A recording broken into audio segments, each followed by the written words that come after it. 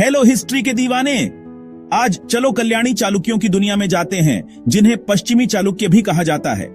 ये लोग 10वीं से 12वीं शताब्दी तक भारत के पश्चिमी दक्कन में राज करते थे। इनकी राजधानी कल्याणी थी, जिसे अब कर्नाटक में बसव कल्याण कहते हैं।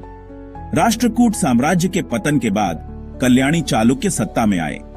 इस राजवंश के संस्थापक तैलप द्वितीय ने इनके प्रभुत्व को स्थापित करने में महत्वपूर्ण भूमिका निभाई। लेकिन विक्रमादित्य षष्ठम वो राजा थे जिन्होंने इतिहास में अपना नाम बनाया। अपनी सैन्य शक्ति के लिए जाने जाने वाले विक्रमादित्य षष्ठम ने राज्य का विस्तार किया और उन्हें पश्चिमी चालुक्यों का सबसे महान शासक माना जाता है। सोमेश्वर प्रथम और सोमेश्वर द्वितीय जैसे अन्य उल्लेखनीय शासकों ने भी इस राजवंश की विरासत में महत्वपूर्ण योगदान दिया।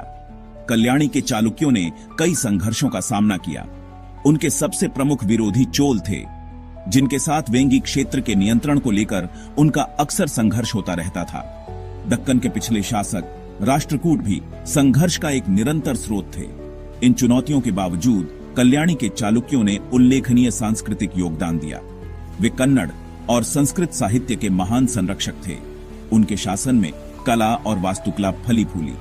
बेल्लारी में मल्लिकार्जुन मंदिर और हावेरी में सिद्धेश्वर मंदिर जैसी उनकी अनूठी स्थापत्य शैली के प्रमाण हैं। दुर्भाग्य से विक्रमादित्य षष्ठम की मृत्यु के बाद राजवंश का पतन शुरू हो गया। आंतरिक कलह और पड़ोसी राज्यों के बाहरी दबाव ने सत्ता पर उनकी पकड़ कमजोर कर दी। अंततः कलाचुरी राजवंश ने उन्हें अपने अधीन कर लिया, जिससे उनके शासन का अंत हो गया।